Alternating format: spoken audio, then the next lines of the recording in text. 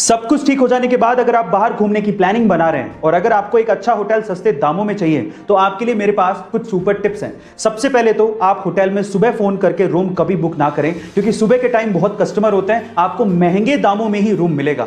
ज्यादा रात हो जाने पर भी रूम्स महंगे मिलते हैं, क्योंकि होटल वालों को पता होता है कि आपके पास कोई चॉइस नहीं है। तो फिर सस्ते रूम्स कब मिलते हैं? सस्ते रूम्स मिलते हैं शाम को 5 से लेके 7 बजे तक। तब सारे चेकआउट कर चुके होते हैं, रूम्स खाली होते हैं, आप तब बुक करिए, आपको सस्ता मिलेगा। इसके अलावा अगर आप ऑनलाइन बुक कर रहे हैं तो इससे अच्छा तो यह है कि आप ऑनलाइन डिस्काउंटेड प्राइस देख लीजिए, होटल को डायरेक्टली कॉल कीजिए, तब आपको वो रूम सस्ते दामों में भी मिल सकता है। गाइस, आपको ये सुपर टिप्स जान के कैसा लगा कमेंट सेक्शन में जरूर लिखिएगा। जब हमारा मोबाइल डिस्चार्ज होने लगता है तो हम लोग चार्जर को ढूंढने भागते हैं, लेकिन तब क्या हो जब आपको चार्जर मिले ही नहीं, या फिर आप ऐसी जगह पर हो जहां पर चार्जिंग सॉकेट हो ही नहीं, या फिर अगर इलेक्ट्रिसिटी ही ना हो तो क्या करोगे?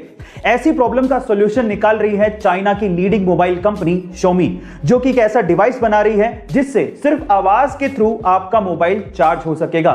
इसे साउंड चार्जिंग डिवाइस कहा जा रहा है। अब ये काम कैसे करेगा? सबसे पहले आपके साउंड को इकट्ठा करेगा और उन एनवायरमेंटल वाइब्रेशंस को ये मैकेनिकल वाइब्रेशंस में कन्वर्ट करेगा, फिर मैकेनिकल वाइब्रेशंस को इलेक्ट्रिकल एनर्जी में कन्वर्ट करके आपके मोबाइल को चार्ज किया जाएगा।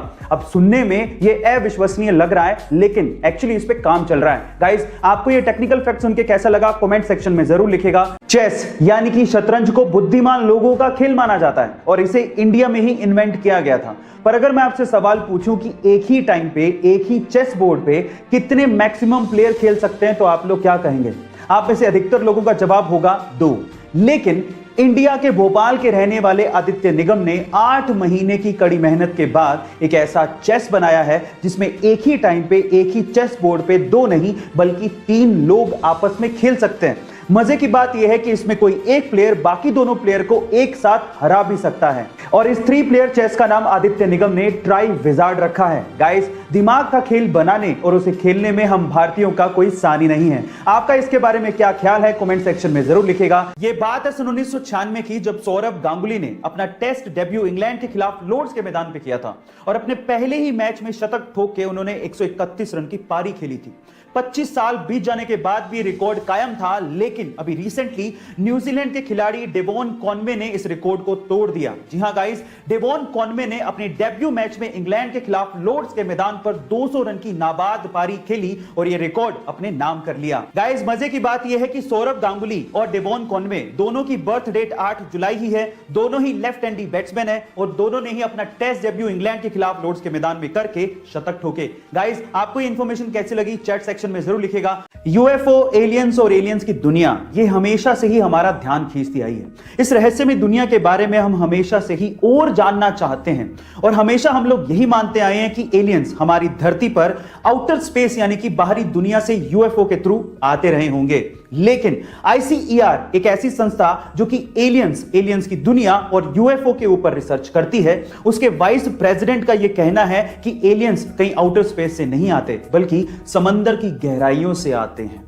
उनका तो यह भी कहना है कि समंदर की गहराइयों में एलियंस के बेस हो सकते हैं। ओह माय गॉड गाइस, सच्चाई क्या है ये तो हम नहीं जानते, लेकिन एलियंस के बारे में यह खबर हमारी जिज्ञासा को और बढ़ा देती है। गाइस, आपको ये खबर सुन के कैसा लगा चैट सेक्शन में जरूर लिखिएगा। अभी तक तो दुनिया के अरबपतियों में स्पेस की खबरों को लेके सिर्फ एलोन मस्क की सुर्खियों में रहते थे, लेकिन अब अमेज़न के मालिक जेफ बेजोस भी स्पेस की खबरों को लेके सुर्खियों में हैं।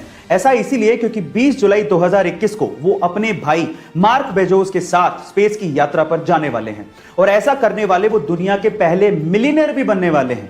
वो अपनी स्पेस कंपनी ब्लू ओरिजिन के तैयार किए हुए रॉकेट कैप्सूल न्यू शेफर्ड से स्पेस जाएंगे, और 20 जुलाई की ही डेट को सिर्फ इसलिए चुना गया क्योंकि 20 जुलाई के ही दिन अपोलो 11 चांद पे लैंड हुआ था और नील आर्मस्ट्रांग ने चांद पे कदम रखा था। गाइस, आपको ये इंफॉर्मेशन कैसी लगी चैट सेक्शन में जरूर लिखिएगा।